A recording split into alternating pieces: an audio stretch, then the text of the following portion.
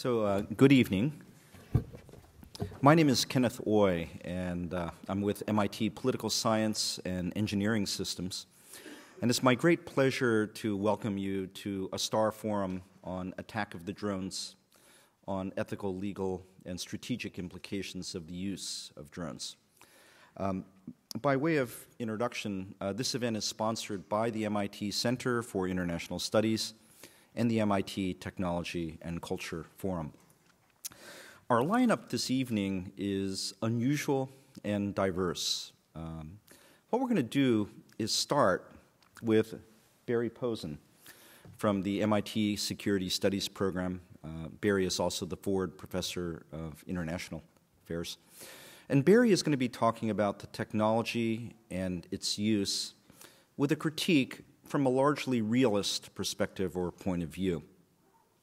We're then going to move from Barry to Rabia Mehmood.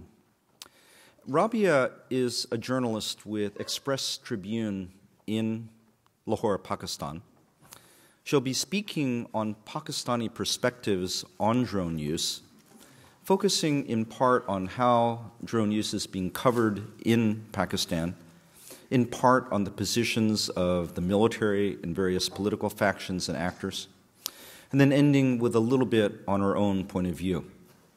When I say speaking from Pakistan, we had set this up for Rabia to Skype in, and unfortunately she is now covering a story in Islamabad. That's the bad news. The good news is that as MIT people, we understand that technology can fail. And as a precaution against Skype failure, we taped a 15-minute segment where she actually addresses those questions. So unfortunately, we're going to have to be going with the recording. After the recording, we're going to turn to Bryan Hehir. And Bryan is a professor at the Kennedy School of Government, former dean of the Divinity School, acting dean. We'll ask you later which was the harder job. And Bryan is a specialist and expert on ethics and religion in international affairs and in politics. And the lineup again, turning from Barry on security affairs and the technology to Rabia on the situation in Pakistan and the reactions there, and to Bryan on ethical and religious implications, I think will keep us very, very busy for about the next 45 minutes or so. And then we're going to turn to your comments and questions from the floor. There are 2 floor microphones, and we'll be asking you to use those microphones. This event will be recorded, and so we will assume that if you step up there, you're accepting the taping that will be going on. So with that, by way of introduction, let's turn to Barry for the introduction, then we'll be rolling the tape on Rabia, and then to Bryan, and then we'll turn to you for your comments and questions. Barry, thank you. So I'm going to do 2 things here. I'm going to try and do them fairly briefly. I'm going to just talk a little bit about the systems themselves, not the whole range of unpiloted vehicles that the United States uses, but just the ones that are most directly associated with the question at hand, with operations in Pakistan and Afghanistan. And then I'll just raise a couple of the larger legal and policy issues, which I think Bryan will also probably assay into. So the aircraft in question, including I think the one that's on the poster, these are the so-called Predator or Reaper family of systems. If you stood next to these systems, it would feel like you were standing next to like a Piper Cub or any other kind of small airplane. It's not an especially fast aircraft. It's not especially stealthy.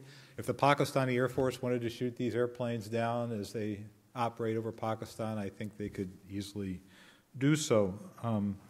The systems were originally designed as reconnaissance and intelligence platforms, and someone figured out that you could arm them. So the first generation systems will carry a couple of essentially anti-tank missiles. The missiles weigh 100 pounds. Maybe they carry 20 pounds of explosives. These are precision-guided systems. They're quite accurate. They typically do hit what they aim at.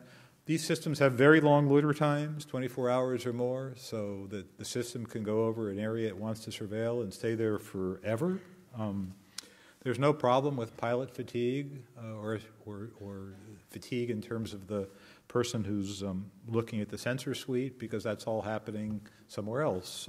In the case of the Air Force, it's happening at Creech Air Force Base in Nevada, not very far from Las Vegas.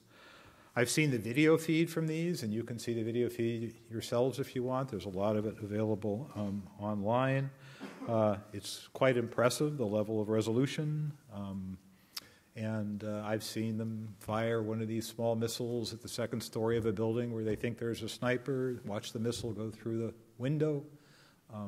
There's a little explosion. The building is still standing, but the sniper seems to have gone out of business.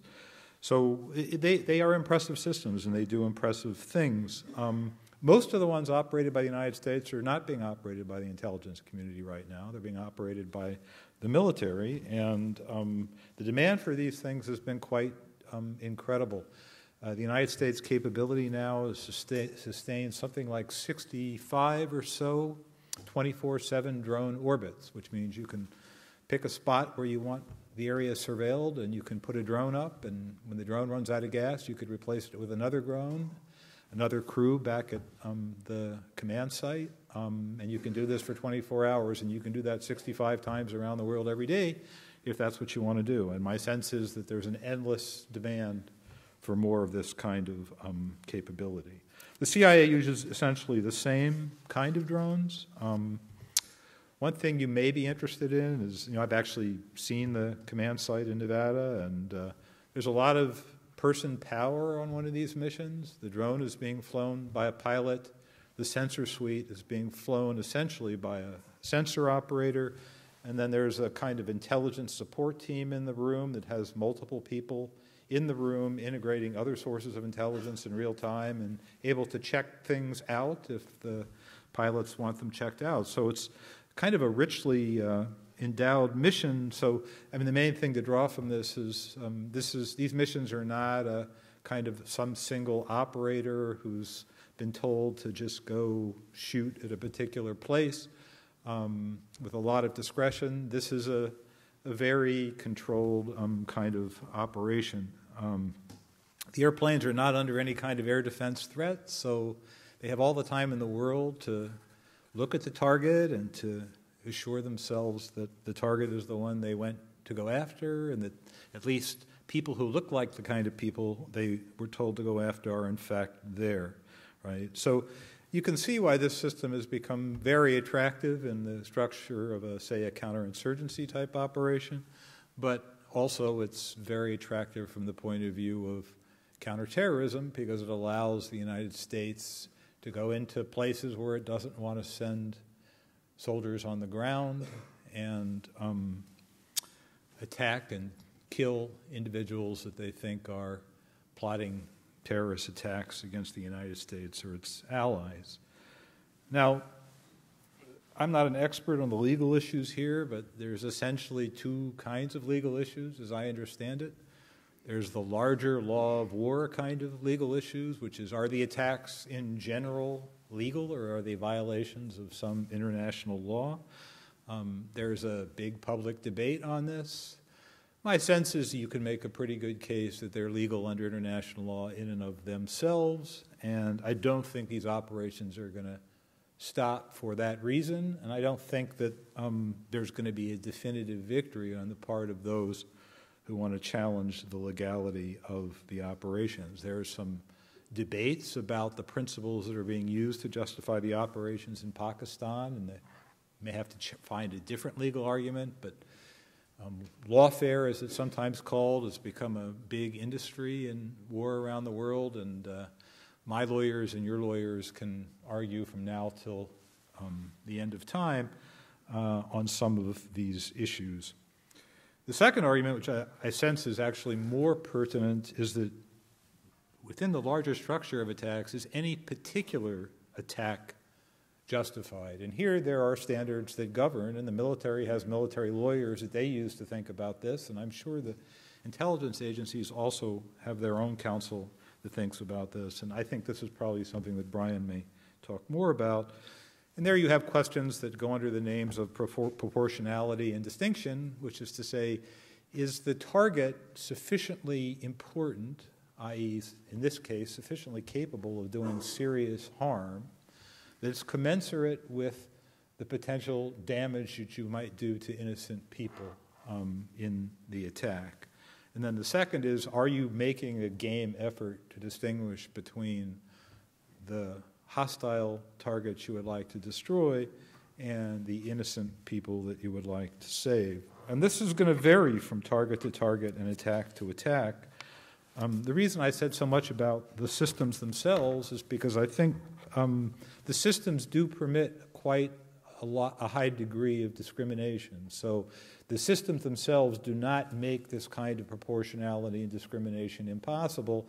They make it more possible. And I guess it's no surprise that the missions are being held to a higher standard. I mean, you know, if you look at sort of the way conventional forces have been used in the past, conventional ordnance has been used in the past, the kind of damage to civilians that's just been viewed as a cost of doing business. What's happened in this war is really kind of remarkable progress. The last data, unclassified data that I saw was from the New American Foundation, and they estimate that 2,000 to 3,000 people have been killed in Pakistan in these drone attacks. And their estimate, based on open sources, is about 15% of those people were people that one did not intend to hurt or kill, right? And by the standards of past wars, this is kind of an extraordinary achievement. But because people know about the technology and they have a sense of what can be done, the subjective standard that people are applying to these things just continues to rise. And you can also ask another question, which is, you know, the number of attacks that have been done over the years. You can ask the question of whether every attack was necessary. In other words, that every attack met these high standards of proportionality and discrimination that we like to think are going to be applied. Now, finally, I want to just talk about some strategic issues.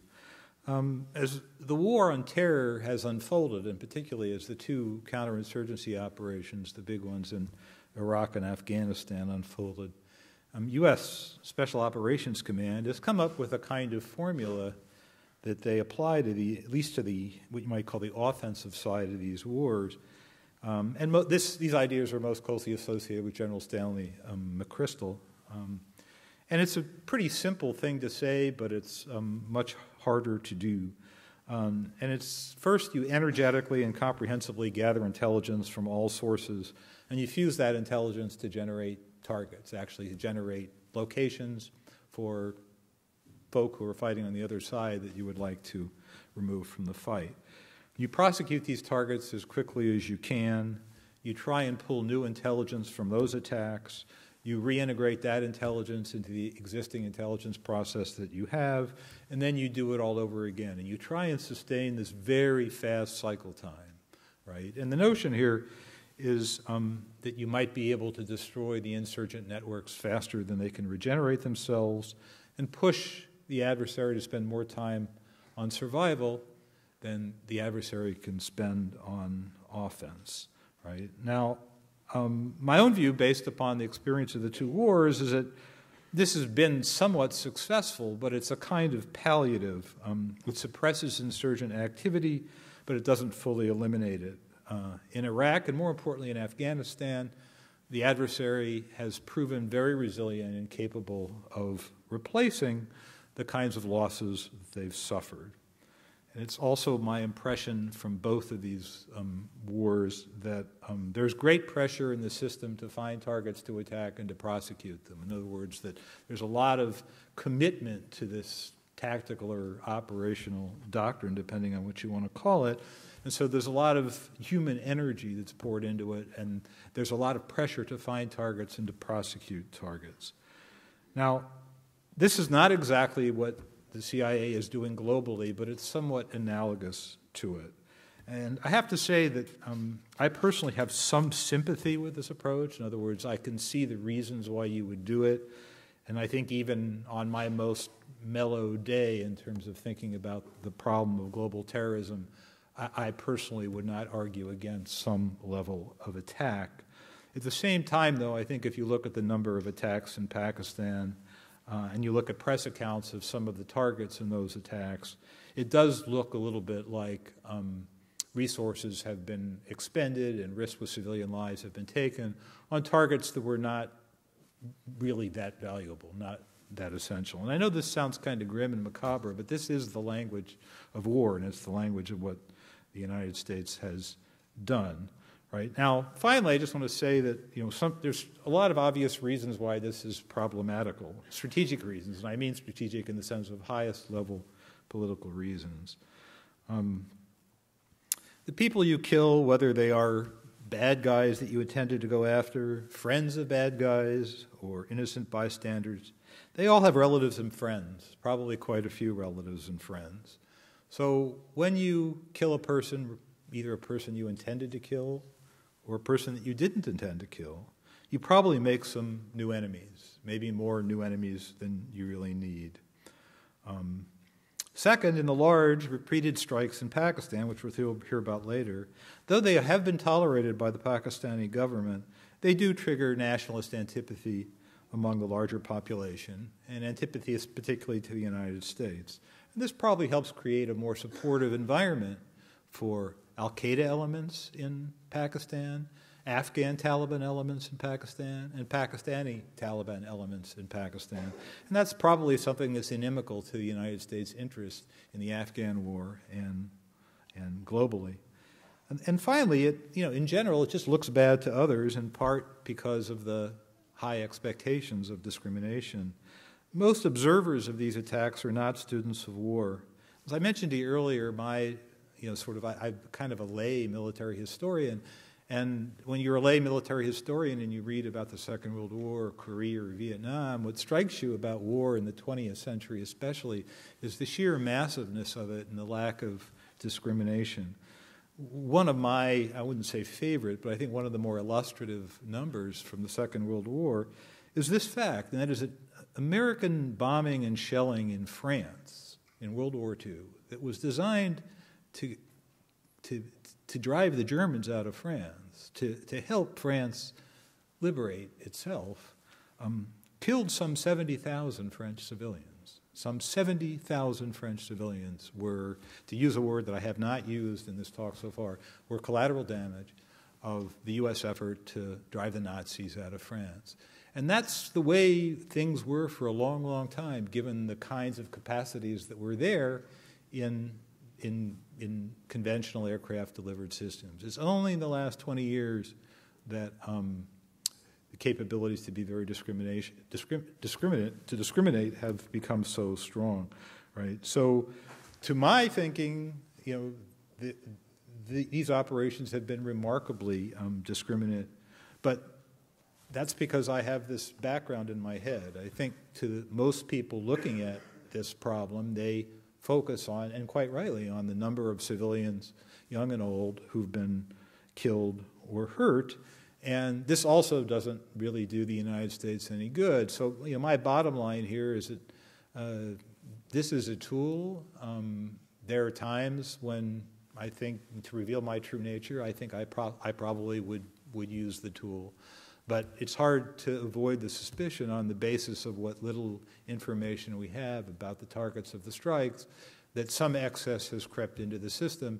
And one would expect, on the basis of one's understanding of war, or organizational processes, or bureaucratic tendencies, that some excess would creep into the system. So thank you.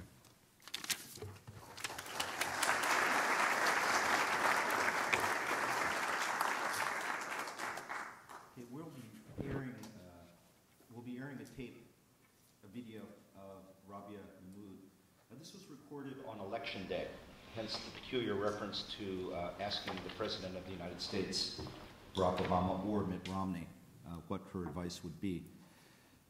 It's set up very nicely by Barry's remarks, and we asked Rabia to join our panel in whatever form to give a Pakistani perspective on this problem. Too often we focus only on the United States. So if I could ask that the tape be viewed. It's largely audio. We'll have a picture of Rabia up on the screen. If we could roll the tape, please.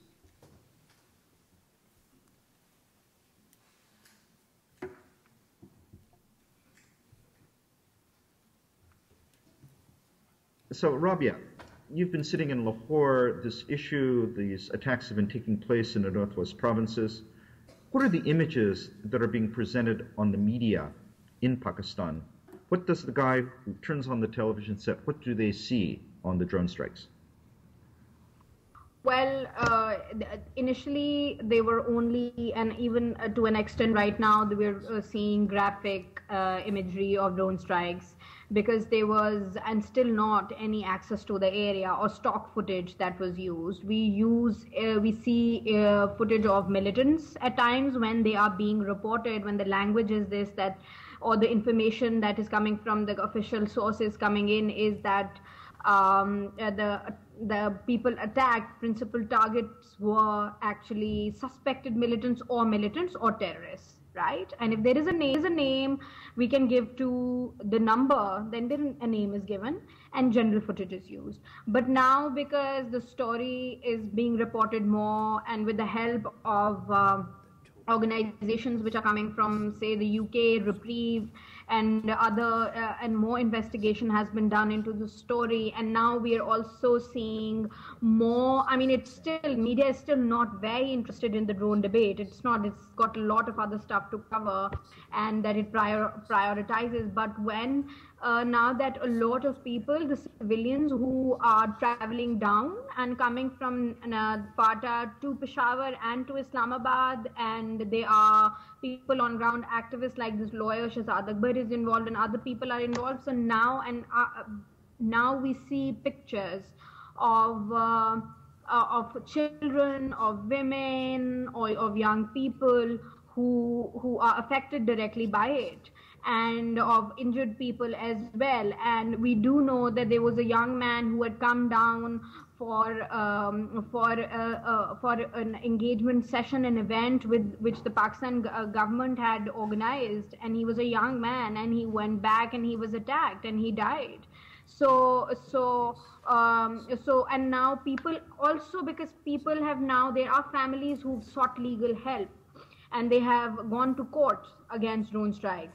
So that story has now added more to the coverage of drone strikes. So these are what are the images and pictures and words. Yeah. So you have two streams of images, basically one from the official sources, which are of the militants who are being killed, but unofficially and through informal media, the stuff coming out are the pictures of the children and the families. Yes, and that's just because there is no other way to verify the targeting of militants, basically. So that's the only way is to take the official word on it, basically. Government, when it's showing support and it's engaging with people to it's done that. But yes, the large reason why we have the civilian side of the human rights side of the story, and we can talk about collateral damage, is because the media or the activists are involved in presenting that picture forward. Yes. So let's go from the unofficial and back to the official for a moment, just in terms of Pakistan's policies on the drones. If we go back to the bad old days, maybe 5-6 years ago, what was the association between the government of Pakistan, Musharraf, and the U.S. drone operations? Was this something which was opposed or tolerated, or was there a wink and a nod and an informal understanding? What was going on? It was tolerated. There was an understanding, and we had parties like ANP, which were not in power, which is now in government right now in Khyber Pakhtunkhwa, and has a strong hold in that region, and has been targeted by the terrorists vehemently over the last few years. Their family members of the politicians and their other party members, they've been targeting. So those were opposing. Because the military sanctioned there was an understanding that it's the Pakistan military is happening with their approval, because how can anything happen on Pakistan soil when the government does not have when the military does not have an understanding? And Musharraf was the president at that time, so that means the military was in power, right? So of course that's why he allowed it, and it was reported eventually that, and it's not even an open secret. Everybody knows that Musharraf was in favor. He wanted the technology and somehow eventually when the story started coming out and when the political party came into civilian political party came into power, at that time the issue became politicized, and somehow the political party, which is already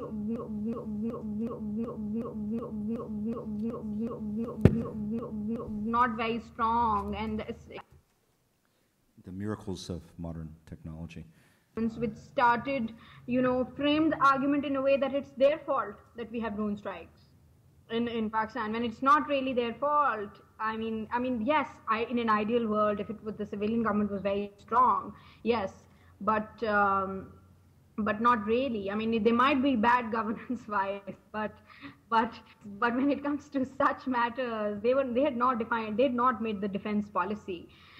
But now again, recently there was a hearing at the Parliament where a senior official in the foreign services and defense department did admit that till there were differences between the two, between the Pakistan Army and the U.S. government. For the longest time, Shamsi Air Base was being used for with an agreement. It was being used, and we've seen that whenever the relationship gets sour, statements and more pressure when it comes to drone issue is this trump card, is one of the trump cards which is being used. So the posture or the stance of the army and the intelligence services of Pakistan now, how do they feel about Americans raiding the soil of Pakistan on the one hand? On the other hand, do they want to be killing the militants? I mean, is this simply a question that because the Americans are doing it, it's problematic, or would they want the technology? What is it that the army would like? Yeah. I cannot explain what the army would like, but my understanding of the thing is that the army would rather that they had the technology and they were calling the shots. Because most of the groups which have been targeted by the U.S. By these drone strikes, in these drone strikes are the groups which are involved in activities or insurgency and providing support for Afghan militants in Afghanistan, and not the groups which are involved in terrorist activities in Pakistan. So that is there, and so the Pakistan Army, of course, would want as much technology as they can get, and we've seen the Interior Minister Rahman Malik was in the U.S. and he has said that the Pakistan Army has used F-16s that they got from the U.S. From the U.S. government very responsibly, and this is a statement that I'm quoting, and they will use the drone technology with responsibility as well if they get any. So yes, they would rather they have the technology themselves, and then they can define as to and they can design their attack themselves. Now, if you turn to people not so much in the army, but in other factions or elements of Pakistani social and political life, I assume that there are a range of views on this topic. Could you give us a sense of the positions of the opposition parties, of the campaigners? I mean, is this a question of controversy? It's not the only issue in Pakistan by a long shot. We Americans have a tendency to only focus on what we do. But what are the positions of the groups, of the opposition parties, of the mainstream parties on drones? A mainstream party, I mean, the party which is in government has, has taken a stance that the drone strikes, no one is going to give a statement for drone strikes. There are statements given against terrorist activities and militants, and even when they're not naming the militants or not calling them Talibans, but miscreants or whatever, that they have been those statements. Everyone's against drone strikes. These are the statements that they generally give, but mostly it's politicized. It's mostly also just rhetoric based, to get, but yes, the statements have been against them. As far as ANP, the party which is in KP concerned, they were initially very against the drone strikes, but over the years, their stance is now somehow more, it's confused maybe, because they don't know how to approach it. And they've been targeted very severely by terrorist and militant outfits in that region also, and they are a secular party. So their stance on it varies. And Pakistan government recently, the Pakistani foreign minister was in the US, Hina Rabbani Khar, and she said that where Pakistan, now that the relationship has, ISIS actually, thawed a little, they've said that she has said, and I quote her, that Pakistan agrees with the target or the goal of what these drone strikes want to achieve is to get rid of the militants, but they maintain that these are illegal. And so this is what their stance is, and that's how they frame it. And Pakistan Muslim League Nawaz is another party which will not, which of course keeps giving statements that they are against the drone strikes and this is a violation of sovereignty. MQM in Sindh, another secular party which has taken really strong positions when it comes to extremist groups and for minorities and all, have also, have supported army's operations and says that it will support the army's operation in NWA if they were to carry out an operation, but they're not for drones. But that also shows that they will, if drone strikes were being, we can, understand from this that if the drone strikes were being carried out by the Pakistan Army, they would have a different stance on it. And no one will dare take a stance which would be different from the Pakistan Army anyway. So if you take the two pieces of this, right, the fact that this is being used by the U.S. in violation of Pakistani sovereignty means that this is something that is intolerable. Is there discussion of the fact that we're also talking about extrajudicial killings, that we're making decisions on who to kill without judicial process? Is that a factor in the discussions in Pakistan? No, it's actually not, and I'm glad that you mentioned it because I wanted to mention it, that's the problem with the drone debate in Pakistan, that there is a variety of opinion. Yes, there is a mass generalized stance on it, but there is also, if you start debating it, there's more diversity to it, because there are also people in the FATA and KP who support the strikes or who will not really come out and say it, but they don't know how to interpret them, because of the secrecy around it and the lack of information. But yes, the extrajudicial killings, this is something that they have not taken into account, and I wish that it was part of the drone debate in Pakistan, or they understood it like this. But popular media does not present that argument at all, and which would actually make it sound more intelligent, I think, other than the fact that yes, people are being targeted and there's collateral damage and we need to look at those stories. There is more to there should be more to the nuance on it. So right now it's really the violation of sovereignty and the deaths of civilians that make it unpopular. Yes, and the U.S. involvement, basically. Understood. So Imran Khan is an interesting figure, rising in popularity as a reformer, the great cricket star. He has been, I believe, among the most critical of the attacks. What is going on there? I mention this just because he's someone whose significance in Pakistan may be increasing. Why is he so straightforward in his opposition?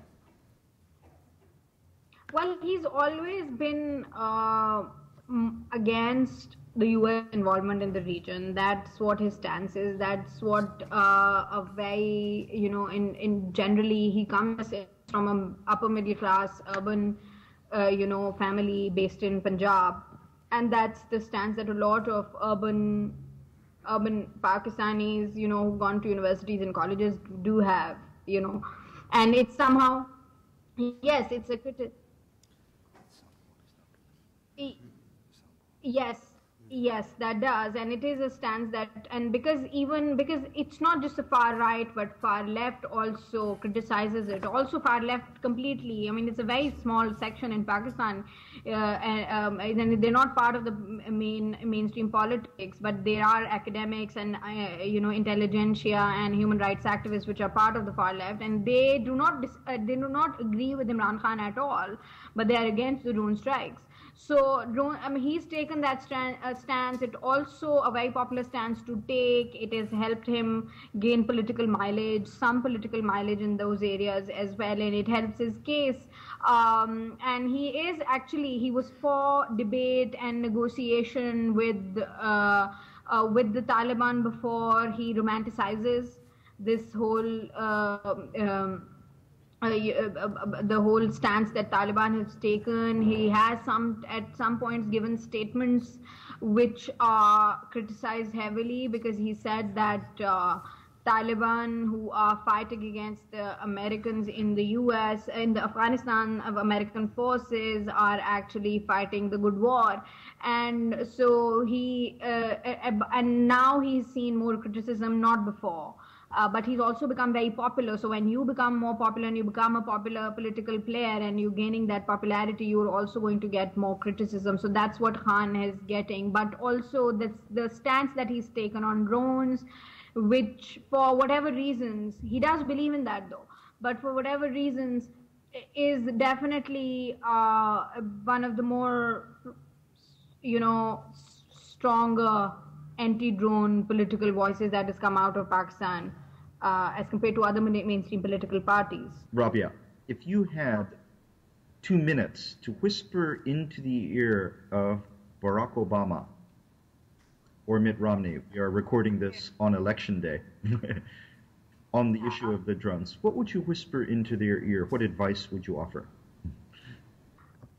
Okay, I've never really thought of, of this, but probably I would just say stop the drone attacks and come down to the region and visit and meet people, interact with civilians, and see as to how they look at U.S. Involvement in the region and engagement, their intervention in Afghanistan, and now what the drone strikes are doing here and how people look at them, and to come and see it firsthand and try and engage with people. Stop the strikes and then come and meet with people and address the grievances if they are serious about a long-term partnership or alliance with Pakistan. This is the only advice I can give. Come down, come here. Yeah, don't, yeah. Yeah.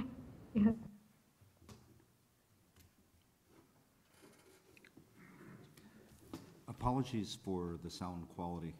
And at the same time, the basics of her position, I think, were fairly clear. It's a complex political situation in Pakistan. The positions of the military and the political parties are quite distinct and quite different. And the focus there has been largely on issues of sovereignty, and much less to a degree, on civilian casualties because of the new coverage, the videotapes and images that are appearing, and much less so on issues of extrajudicial process. Let's turn from Rabia's perspective to Bryan Hehir with a view on ethical and religious implications of use of these weapons. He may even disagree a bit with Barry. We shall see.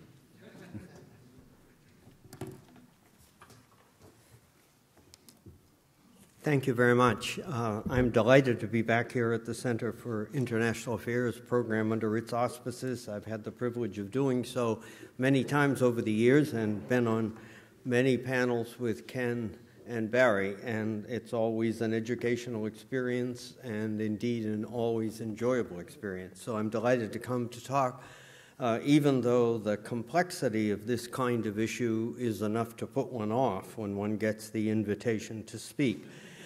Since I'm asked to talk from the point of view of an ethical perspective, let me begin with the sort of spectrum of views that one could use to analyze war in a moral perspective. There, of course, is a classical view that rules out all use of force against human beings, and that view, whether it be discussed under the rubric of nonviolence or pacifism, has an absolute answer to the question of war in any form. There is a diametrically opposed view that one finds in classical terms in Thucydides' History of the Peloponnesian Wars. In the Malian dialogue, the Athenian generals famously say, before they go to war, the logic that controls war is this, that the strong do what they will and the weak do what they must. So, whereas the first position rules out all possibility of there being any moral content to war, the second position says it's not worth asking the question, that the nature of war, the stakes of war, the dynamics of war are such that moral questions, in a sense, are inappropriate. I'm here to present a position that is neither of those two, but in a sense has lived in tension with them. It is a position that essentially says some uses of force are morally acceptable, but not all uses of force are morally acceptable. So unlike the first two positions, which have, in a sense, a basic answer that they simply repeat whenever the question is the use of force, this third position must justify time and again any resort to the use of force. Now, it is an old tradition dating back 1700 recorded years of debate. You'll be glad to know you won't get that, but I will at least try to give you a synthetic statement of what the product of that debate has been. Essentially, this ethic works, in my view, through three steps. It starts with a presumption against the use of force. In other words, it starts with the idea that war is always tragic, even if it is not always wrong. It also starts with the presumption that war is the least likely instrumentality to resolve human affairs in a way that maintains human dignity. There is heroism in war, but it is always tragic, and it often, very often, goes beyond what anyone originally planned. So you start with a presumption against the use of force, which means that when someone says it is time to now use force in whatever form, the burden of proof is on the position that says it is now time to engage in an activity which inevitably involves the purposeful, conscious, systematic taking of human life. So there's a burden of proof to justify that. Can the burden of proof be overridden? This ethic says it can in certain cases. And you justify the use of force by asking and answering three questions. Why can force be used? For what purpose?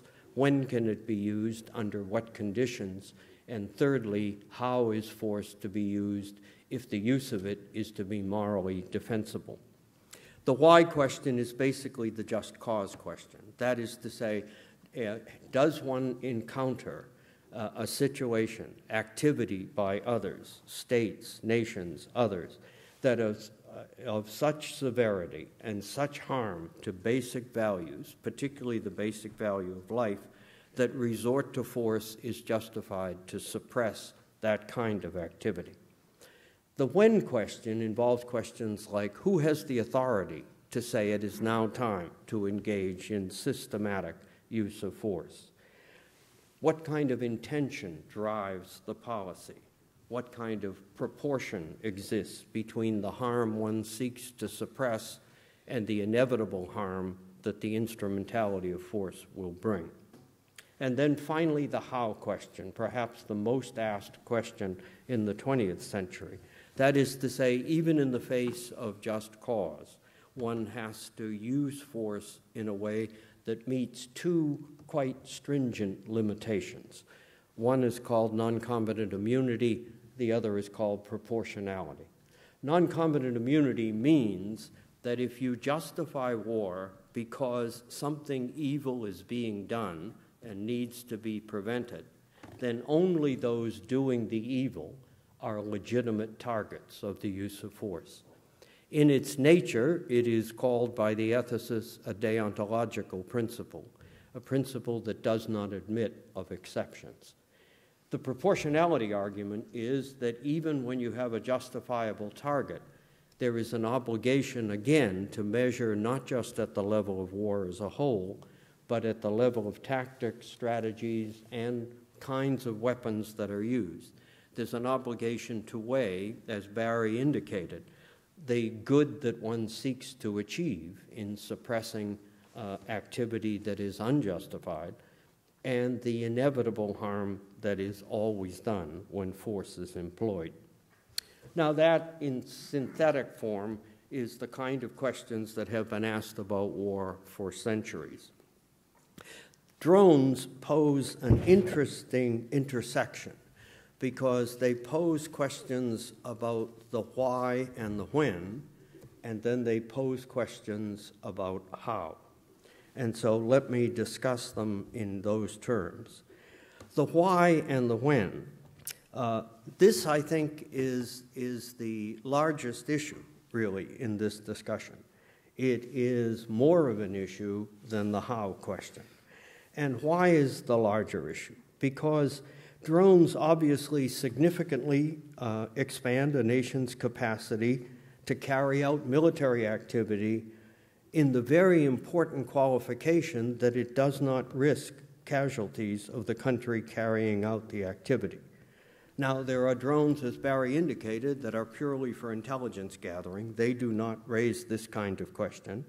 But the drones that involve military capability do significantly expand the arsenal of activity of a nation that possesses them and does it without risk to a nation's most precious commodity, the men and women who are citizens and bear the burden of the tragedy of war.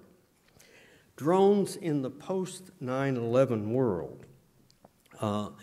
It's interesting, I think, that if you look at the international system today, one of the characteristics of the system is that we have a world that now can produce three different kinds of war. Traditional interstate war. Secondly, internal war, the kind of activity that raises questions about humanitarian intervention. And then thirdly, what might be called transnational war, which is what terrorism symbolizes. My colleague at Harvard, Joe Nye, talks about the terrorist attack of 9/11 as the privatization of war. We have learned to privatize many activities, and all of a sudden, a body, not a nation state, not with any international authority, had the ability to wreak massive damage halfway around the world. So faced with transnational war carried out by terrorist group, how does one respond? The inclination from 9/11 on has been, I think, to make the world as a whole a single battlefield. Right after 9/11, the U.S. government said terrorists existed in 60 countries, which then raised the question, if terrorists exist in 60 countries and you're in a war, quotes, on terror, does that mean you have the authority and justification to attack 60 countries because there are terrorists there? Making the whole world the battlefield is, it seems to me, problematical. Today, it is not 60 countries that are under attack, but surveillance and attacks in countries occur where there is no proper definition of war. Pakistan is our ally. It is also a theater of drone war. Yemen is a long way from Afghanistan and Iraq, but Yemen was attacked immediately in terms of taking out a terrorist suspect. And in the new Africa Command, there may well be questions of the use of these in Africa. Now, the consequence of making the world as a whole a battlefield inevitably, I think, raises questions about what used to be called the jus ad bellum, the right to go to war. Sovereignty has always been a mixed blessing in international relations. At times, sovereignty protects governments from appropriate control over what they're doing from the outside. But sovereignty also has been one of the ways we have sought to limit the damage of warfare, saying there are zones of battle and zones that are not battle. This, I think, is the larger issue, the debate about this move to universalize the battlefield, at least in principle. Drones, in a sense, are a subordinate question to that. They are a technique, they're a means, but the larger question is in the face of transnational war, is every place open to attack. When you turn to the jus in bello, the use of force, this, in a sense, has been the one that I have seen most discussed in terms of the ethics of drones, but I, at least, would argue it is the secondary question, but it needs to be addressed. Now, the meaning of the principle of non-combatant immunity is not to say that if civilians are killed, the action inevitably is immoral. One has to ask from an ethical point of view, by what means were the civilians killed? That is to say, were they purposely targeted? The purposeful direct targeting of civilians is always wrong. Again, if you justify war by saying that evil is being done and must be suppressed, then only those doing the evil are open to attack. That itself is oftentimes is a difficult question, but at least we know what the principle is. Now, the use of drones has raised the question of civilian casualties. But as I say, civilian casualties in the first instance are they targeted as such? And I have no reason to believe that civilians are targeted directly in drone attacks. So if you do not target civilians directly, then you have the proportionality question, which asks, how many civilians are dying in spite of the fact that they are not targeted? Or if you want to use a wider criterion, what kind of scope of damage is involved in drone attacks? In fact, it's important to note, as Barry pointed out, that there's been a learning curve in the human community on the attacks on civilians. If you use World War II as a baseline, not only were large numbers of civilians killed, but they were killed purposely, intentionally, and there was virtually no discussion of it whatsoever. That is impossible today. It is impossible for a democracy to pursue war and not justify what they're doing. Or to put it another way, it is impossible to pursue war and be indifferent to what happens to civilians in terms of attacks. I actually agree with Barry's point that drones are very likely to be more precise instruments than aircraft, than piloted aircraft.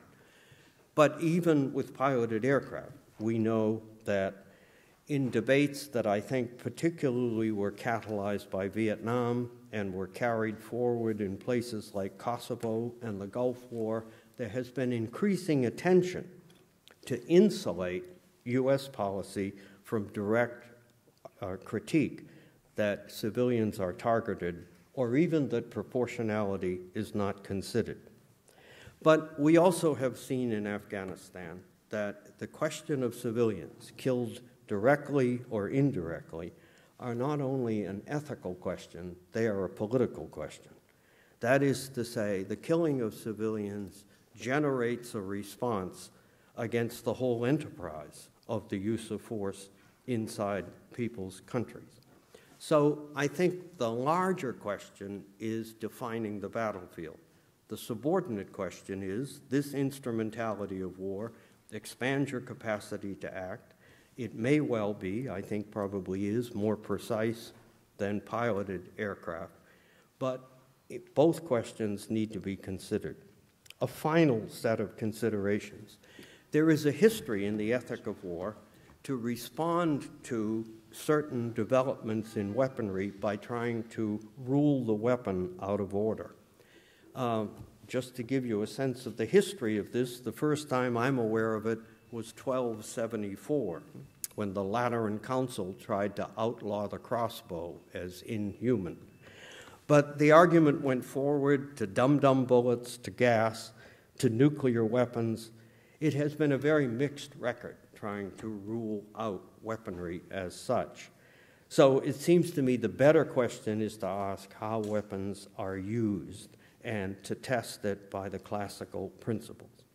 The final point that is made at times ethically and politically is that drones insulate the population of a country from what it is doing, because again, its most precious commodity. Human lives are not at risk. In fact, it seems to me there are other issues that raise this question also. When you no longer have a draft in a democracy, a very small percentage of the population bears the burden of warfare, and that insulates, on the whole, much of the discussion about war. So it is a question to be considered, but it is not uniquely a question about drones.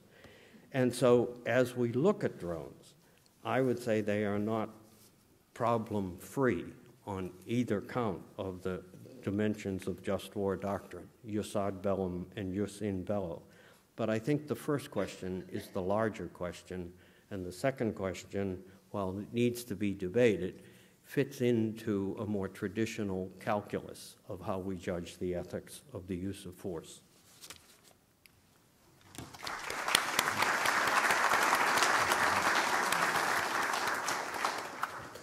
Okay, we'll turn to questions at the microphone. While we're waiting for that, I actually wanted to pose one question to both Barry and to Bryan.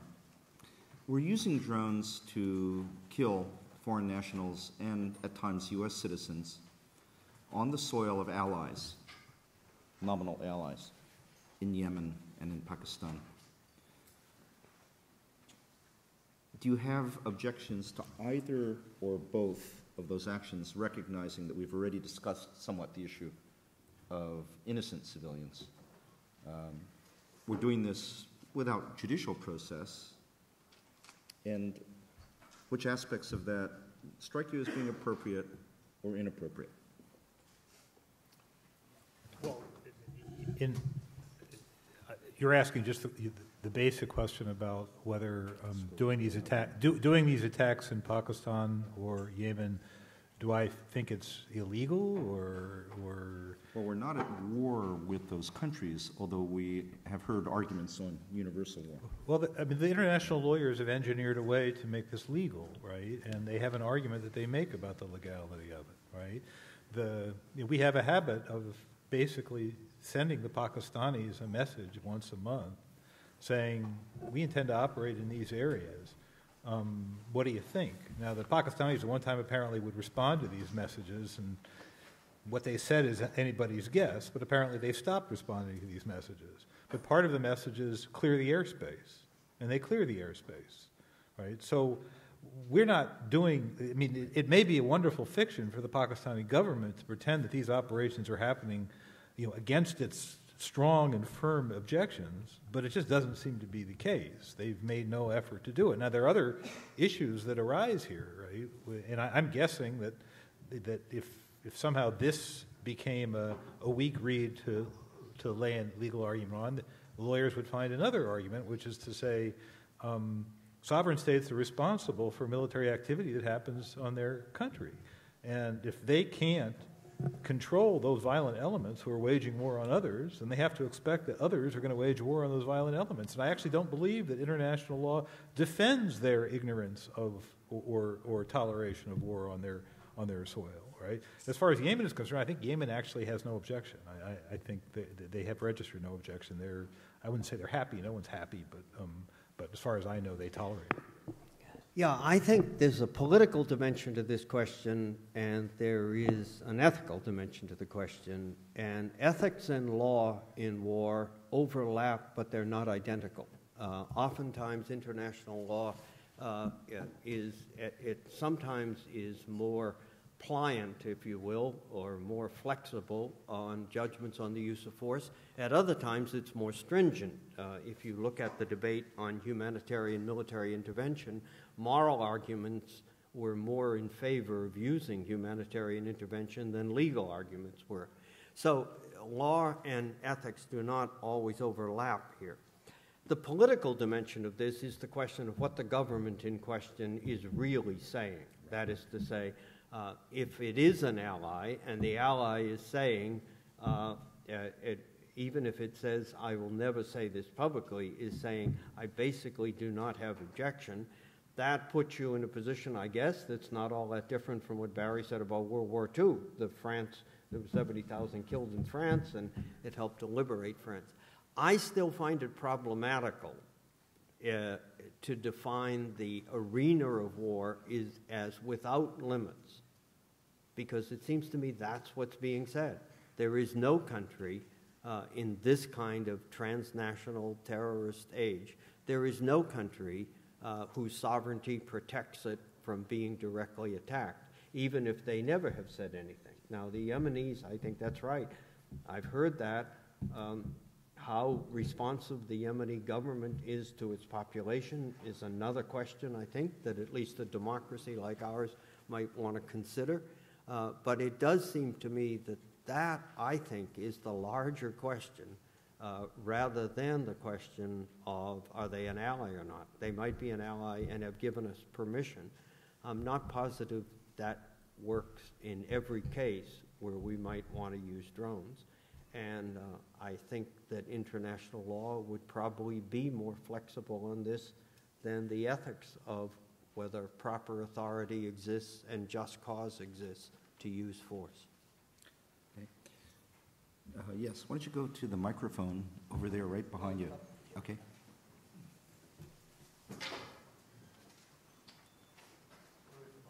It's right behind you. Yep. Okay, I'm going to ask people to identify themselves as well as they pose their questions. Okay. Okay, just going through the precision that Barry cites in choosing targets. That enables a precision in which you aim at an individual, which is a form of assassination, is it not? And what kind of controls are there, or could there be, over the selection of such individual targets? All I know is that the U.S. government claims that there's a process for choosing targets. I personally have no idea what the process is. This kind of thing is very closely held. So you're sort of in the position of having to rely upon a handful of legislators in the intelligence committees. I'm not arguing against the selection. No, I'm just saying. I literally have no first or second-hand knowledge of how they actually do this. I'm just looking at the future. Yeah. Well, I think Americans have not just the right as citizens, but one could even argue the duty as citizens to question the people that they elect about how they do this, right? I'm a little uneasy with the assassination term, in part because the organizations that are being targeted, right, are organizations that have put themselves at war with the United States of America. I mean, you can have whatever doubts you want about sort of gray area targets, like the people who are often called Pakistani Taliban. Maybe we're just sticking our nose into Pakistan's own business, but the folk who more or less self-identify with al-Qaeda have identified themselves with a stateless organization that nevertheless is 110% committed to waging war on the United States of America whenever it gets a chance to do so. So I have a hard time viewing attacks on members of that organization as assassination. Now, Bryan would say, but now you're making the whole world a battlefield, right? And I would say, when those people are basing themselves in a country that either cannot or will not exercise its sovereign responsibility, right, to deal with that military organization that is based in its territory, and that military organization, we know, means harm to the United States, and we know has the intent and the capability and every other aspect of it, and it seems to me this is not really the principle that Bryan was talking about making the whole world a battlefield. The parts of the world that you made a battlefield are the parts of the world where the writ of government is either not running, right, or where the governments have chosen not to exercise their writ, right? So that's a much more circumscribed area. America is not running drone attacks or assassinations or anything else across the known world. The usual way that the Americans deal with the risk of terrorists in another country is to go to that country's internal security agencies, their police, and say, this is what we know, what do you know, and how can we enable you to do what you, as a sovereign state, have an obligation to do? That is the default option. Flying a drone across the border and killing targets on our say-so is not the default option. The drone strikes have been directed at places where the writ of government either does not or cannot run. Yeah, I think once 9/11 occurred, it seemed to me that in thinking about where you will attack and how you will attack, I would draw 3 circles. There is the group, Al-Qaeda, and I think that's right. There is just cause in going after Al-Qaeda. I do think that there are different circumstances that can either mitigate that just cause or enhance it. So the group itself. Secondly, the state where the group is housed. And I guess that's the point that Barry's making. But it does seem to me you cannot always say that the state where the group is housed is in alliance with the group. If you think of Lebanon during the 1970s, there were terrorists in Lebanon, and the Lebanese government couldn't do anything about it. Does that give you a right to attack Lebanon? Well, I at least want to press that question before I simply sign off on it. And then thirdly, and I don't think we have any difference on this, even if you've got the group and the state, then there's the civil society of the country where you carry out the attack, and surely nobody is vulnerable there if they authentically are the civil society.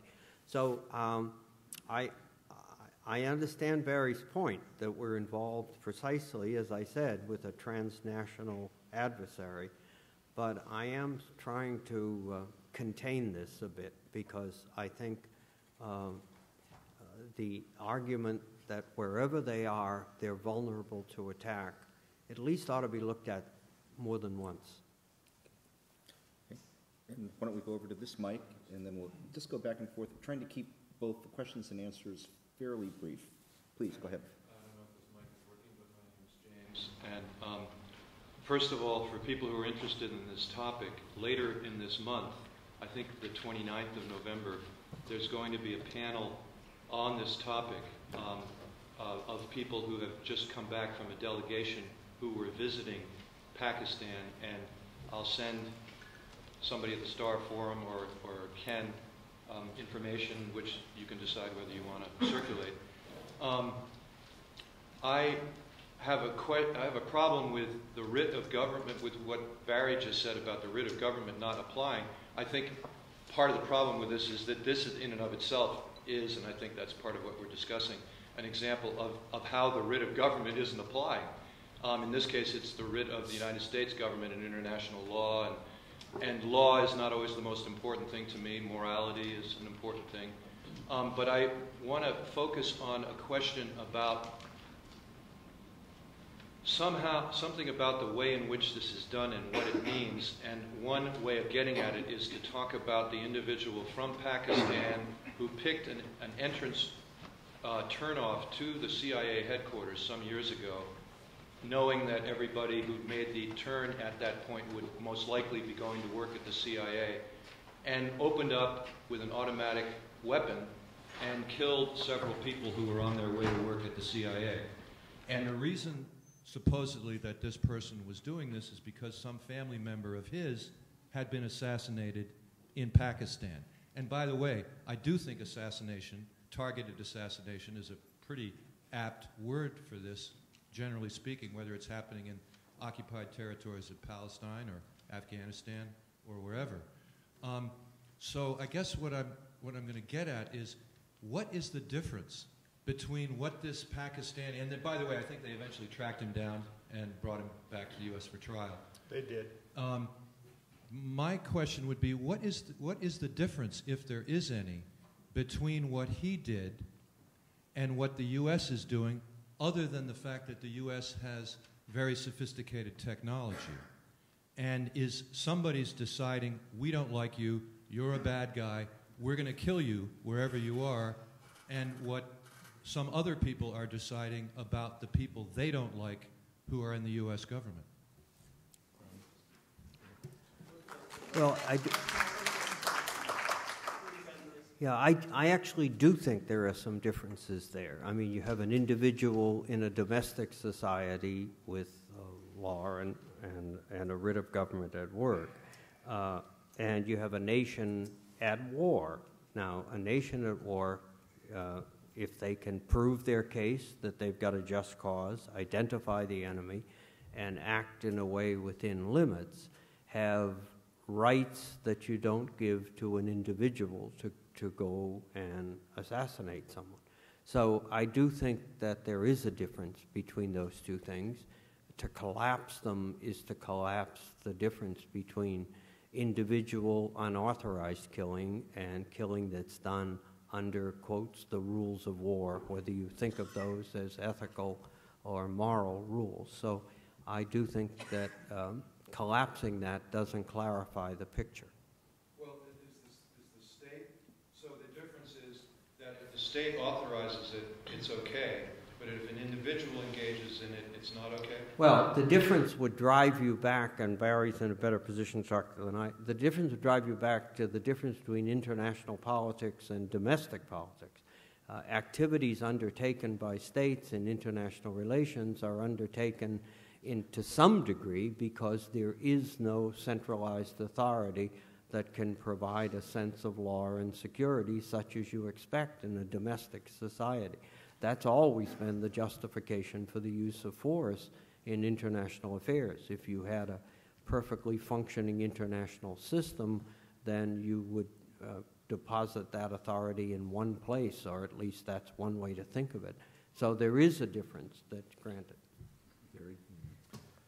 Well, there's not much that I can add, but I think your characterization of the source of U.S. operations in Pakistan or Yemen is faulty. I mean, this isn't caprice about people that we don't like. This whole exercise was started because some people that didn't like us very much formed an organization which arrogated to itself the right to wage war. It chose to act as a state or a statelet or a state in being. It just doesn't happen to have any real estate. It nested itself on Afghan real estate where it was hosted and protected. And these operations are a consequence of that organization deciding that it was a good idea for its political reasons to wage war on the United States, right? And what happens in international politics typically when states choose to wage war on other states is those states either surrender or they wage war in return. And that's what's occurred here. This isn't about likes and dislikes. Now, I can't get inside the heads of the people who are doing the target selection, right? And I do have a concern, right, that some of the target selection may not be as focused on this problem as, say, I would prefer, right? That, I think, is an entirely legitimate question. But the larger issue of what essentially started the United States down this path, I think, is well known, and I think it's unusual. Okay, I'm going to ask that we move on to the next question, noting that the issue of reciprocity, in fact, does present itself in this context. But we perhaps turn to that later. Please go ahead. Sure, introduce yourself if you don't mind. Yeah, sure. Thanks for the great talks. My name's Michael Craig. I'm a first-year master's student here in technology and policy. A lot of intangibles, so I was hoping to ask a more tangible question, which is, Dr. Posen, you made the point earlier that however you feel about this, one thing that seems clear is that drones themselves aren't, as a tool, is not inherently evil, but in the ways that you might use it, problems arise. And so I'm wondering what incentives there are that lead to that lead a tool that is not necessarily a bad thing being used in bad ways, and how you go about fixing those problems, or if you think that it's inevitable that you have these problems when you have a tool like the drone at your disposal. Well, it's not just the drone. I think the drone is a particular species of air power, and the United States for years has treated air power in this way, and certainly since the Cold War ended, this has been the American arm of choice, and we've tried to add precision to it to make it as, as focusable on evildoers as we can without hurting the wrong, hurting the wrong people. But there's a number of things that cause any war, in some sense, to begin to become more intense, and any use of force to become more intense. And they exist at every level, right? I mean, if you've never read Clausewitz or read a little summary of Clausewitz, the great German strategist, he talks a lot about this, right? In my remarks, I tried to focus on a particular problem that happens, right? And it's a kind of a middle-range problem, and that is you build combat organizations with a purpose, right? And you put those organizations into the fight, and you endow them with resources, and you tell them that you want them to win. And you paid them and built them and brought them up for this purpose. That's why the country has them. So you put them into the fight where the adversary is operating against them and they're operating against the adversary. And there's a natural tendency for the wars to become more intense, for the fights to become more intense. That's one problem. The second problem is most modern combat organizations, in my opinion, have a kind of a bias towards the offense. They like to go after the other guy. And you can see with the drones give you this very long arm for going after the other guy. And I think that those things tend to feed on each other, right?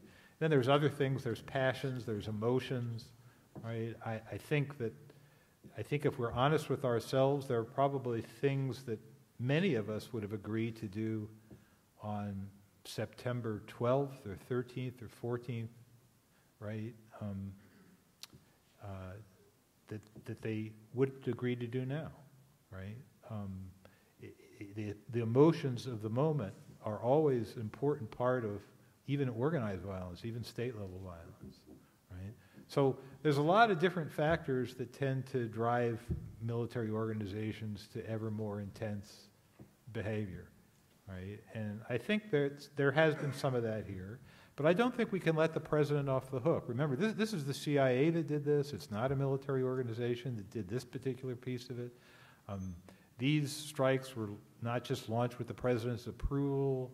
We believe that this president, the one we just reelected, not only supported these strikes, but actually urged them, wanted to take a more proactive attitude towards al-Qaeda, right? So you can't just put it on the organization. There was some deep-seated desire to end this thing in some sense, right? In other words, how do you end this war? And it's probably not true that it can be ended through some destructive mechanism, but it's quite tempting to believe that it can. So you can follow the curve of these strikes in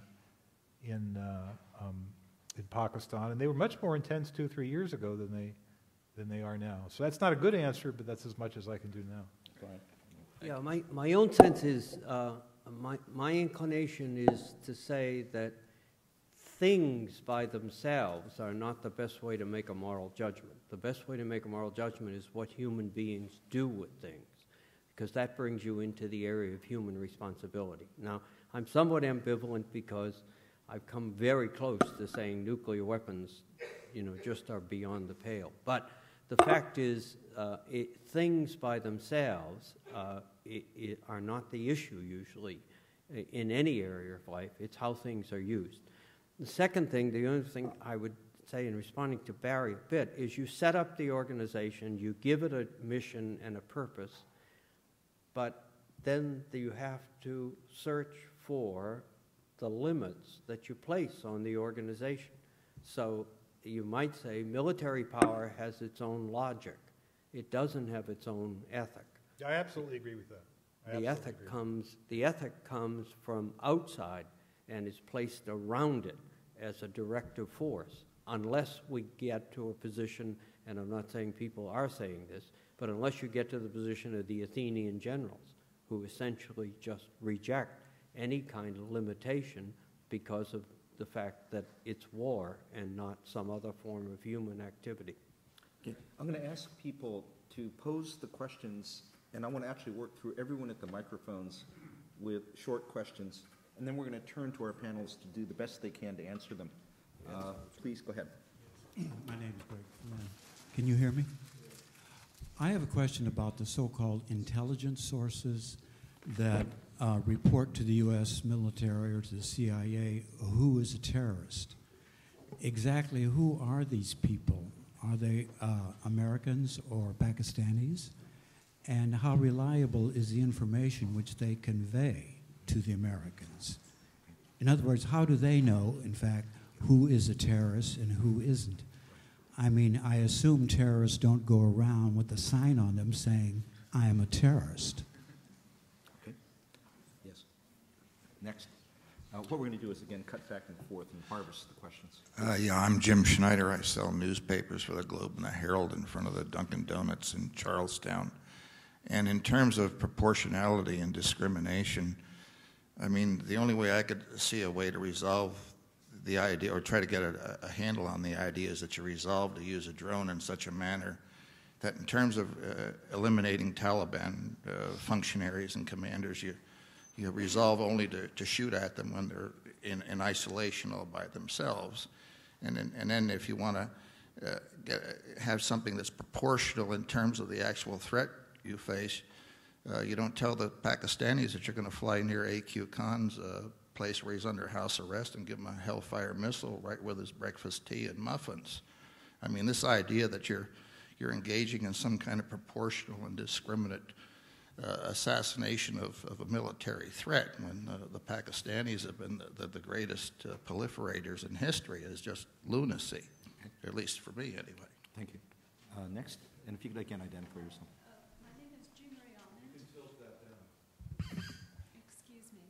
My name is Jean Marie Almond. In reply to the gentleman who wanted to know about criteria for the terrorist, the United Nations has a committee and has online an available list of terrorists, and it's known internationally and observed by Interpol. Regarding our meeting here tonight, we have not been at the proper level of discourse. There are experts about drones. There's a drone website. It's called Aviation Intel, and there have been publications of a quality of expertise. Could you please speak just a little louder? I think people are having trouble hearing it. For example, from the Brookings Institution, Peter Singer is a defense specialist with whom you may have some consonance of agreement, who find it very alarming. And the reason is that, unlike what Mr. Posen said, there are 19,000 drones. Mr. Obama is considered to have unleashed, quote, the largest unmanned aerial offensive in military history. The reason and the rationale is also questionable. There have been two people in recent years who have not agreed with the narrative about al-Qaeda. One was Arnaud de Bourgegrave, and the other was Suri Nesbaum, Once Upon a Country, for whom al-Quds, until 1996, was an inheritance of Arabic intelligence. It's apart from the rationale for al-Qaeda as terrorism that is being promulgated as a reason to rationalize drones now. I want to encourage everyone to look to expertise. Okay, if you could please pose your question or actually wrap up the comment, and I'm not... Address the commercialization of the drone. During the Obama administration, the drone has gone up in price to $11 billion. And whatever number we have, which we're contesting right now interpersonally, we have had proposed before the election of Mr. Obama the sale of drones to 66 countries. There's no more horrific offense, nor more jeopardy to our inalienable rights than to suggest another country with whom we are not at war does not have inalienable rights also. Okay. Thank you very much. Yes. My name is Lois Mastrangelo, and last month I participated in the Code Pink peace delegation to Pakistan. So I just have a couple of comments to make, and it was interesting, the gentleman who just asked. If you could also just tilt the microphone a little closer. It was interesting, the gentleman who just asked where the U.S. gets the information for their targets. And one thing that we were told is that there is a black market for chips so that the drones know where to zero in. And in the Pashtun culture, there's a real code that they live by, and one is revenge. And they often place the chips in the compounds of their enemies. And it has nothing to do with their being terrorists. I just thought I would mention that. But she mentioned the Brookings Institute, but I also wanted to mention that just as we arrived, or just about the time we arrived in Pakistan, Stanford and NYU issued a scathing report on U.S. drone policy, and everyone should be aware of that. You can go to their website, Living with Drones, and there's a 7-minute video that gives an overview of it. And in that, I just want to talk about the discussion of morality seemed to me so removed, so theoretical. And what we learned was that we are obliterating the Pashtun community and their culture, centuries-old culture, because imagine your neighborhood with 4 to 6 drones hovering over it 24 hours a day, 7 days a week. And you can hear this. They're called mosquitoes. They call them mosquitoes. And the people are terrified because they have no idea when those Hellfire missiles are going to be shot, when, and at whom. And mental illness is now rampant in that culture, which it never was before. The people are leaving the village to get psychiatric help. Xanax is the medicine to treat anxiety disorders, panic attacks. And they have antidepressants, PTSD, and 17 suicides have been documented. This is unheard of in the Pashtun culture. People are terrified to leave their houses. The children don't go to school, the fields aren't plowed, they don't go to the markets. The whole community is traumatized, and we are obliterating a centuries-old culture. If people could actually send the links that you're mentioning to me, and I'll see if I can make arrangements for posting the links. Yes. Sure. And I think we'll probably have to cut it off after only a couple more brief comments. Yes. My name is Sean Musgrave. I'm a journalist here in Boston. Given the substantial level of media coverage that has been dedicated to drone strikes, especially in Pakistan, do you consider the administration's refusal to address policy or give more transparency to the process for deciding targets, or even to acknowledge a lot of these attacks directly, do you consider that more of a military strategic issue, since there is already so much media coverage, or strictly a political issue? Okay. And again, one more brief comment, and then what I'll do is ask people to come up after the event, and we can continue discussion. But we've kind of run out of a little bit of time. You're welcome to come up afterwards. Please go ahead. Oh, okay. Going with the comment of the sir on the left that said that the U.S. does not see the world as a battlefield. I mean, the U.S. is the only country in the world that has bases all over the place, so just to go against that argument. And another one is like, on the third world, political situations are always very chaotic. Their views are all over the place. But with these drone strikes, I think you're going to turn, just like the U.S. involvement turned Iran into a very anti-American country, you're going to turn Pakistan into a very anti-American. And I don't think that anybody's considering the political, psychological, and historical ramifications of these actions. Okay. Thank you. Also, thank you all for your questions. I'm going to ask the panelists to respond to the questions. And again, I know people have other points that they'd like to make and raise. And what I propose is simply coming up after the event, and we can start to talk about them a little bit more. Bryan or Barry, who would like to go first? Let Bryan go first. Well, I won't try and answer them all. I want to go to the transparency question, because neither Barry nor I think, have raised this question, and that is that the drones that are controlled by the military fit under the laws of war, and you have a definite framework to judge. The drones used by the CIA, there is no transparency about how the decisions are made, what is done with them, what the consequences are. And that, to me, is a fundamental problem, because it is a problem in terms of an agency of a government that represents the people, and the people don't have any access to what's going on. And in a sense, it's very difficult to bring to bear judgments about limits and limitation if there's no possibility of transparency. So I find that question of transparency of great significance. Secondly, the lady who raised the point about having been in Pakistan, the kinds of considerations that she raised in terms of the implications of drones for the civilian life of the population, that would have to be calculated within the context of proportionality. I honestly don't think the moral questions are distant from warfare. I mean, at least I would say, I've taught people who have been in the midst of war for 40 years. The moral questions, by definition, are in-principled questions. But if there's no room for an in-principled question, if it's irrelevant, then we've already made our moral judgment. But otherwise, you have to bring to bear principles on activity. And that's a function of the citizenry, a function of the government, a function of experts in the field. I really can't accept the notion that it's all irrelevant, because then you just give up the ghost in terms of any kinds of limitation. I'm sorry, I couldn't hear what she said. I was saying that isn't what I intended. Okay.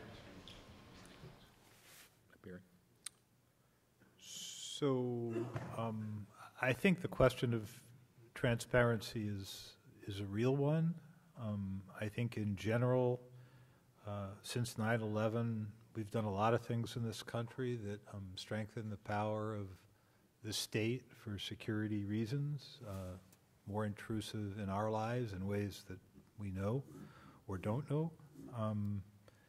I think as a country, we probably have to start thinking about walking back the cat. I think we, as a country, overcompensated for this problem.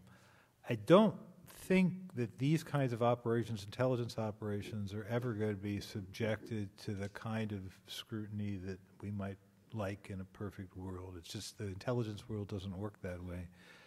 But we can ask of those who are charged with doing this in our name, which is, say, congressional committees, to pay a lot of attention to these questions. We don't really know that they do. I think they're quite co-opted by the system.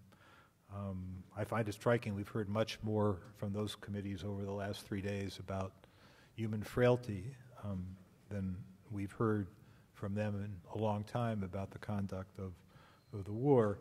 On the intelligence, they're not going to tell me how they generate intelligence, but most of you probably come to seminars like this that deal with national security and other venues, and the United States is probably spending $60 or $80 billion a year on intelligence, and what that goes to is a vast panoply of collection devices. So I find it improbable that the say-so of a single Pakistani agent is dispositive on whether or not one of these missions is launched. What we tend to do is listen, look, listen, look, listen, look, tap phones, talk to informers, and you build up a picture of a target through multiple sources. It doesn't mean the picture is right. You're going to make mistakes because it's intelligence. It's not a scientific observation. It's an intelligence observation against a target that doesn't want to be observed. But it's usually not simple reliance on a single dubious source. There's a lot more energy that goes into it. And finally, the question that was made about, it was a comment I happen to agree with, so I close on it. The individual said something about, the United States makes the world a global battlefield because it has bases everywhere. Well, it's not quite right, but the basic thrust of the observation is an important one. Is the United States organizes the world for war in a way that others do not. And the United States has these unified and specified commanders, combatant commanders. We have them for almost every corner of the world. They have staffs. They plan and think about how war would be waged there if the United States needed to wage war. And this is a manifestation of the rather extensive foreign policy objectives of the United States. And I happen to be a person who in other venues has questions about the extent of those foreign policy objectives, and I think it's quite reasonable for people in the room to have those questions as well.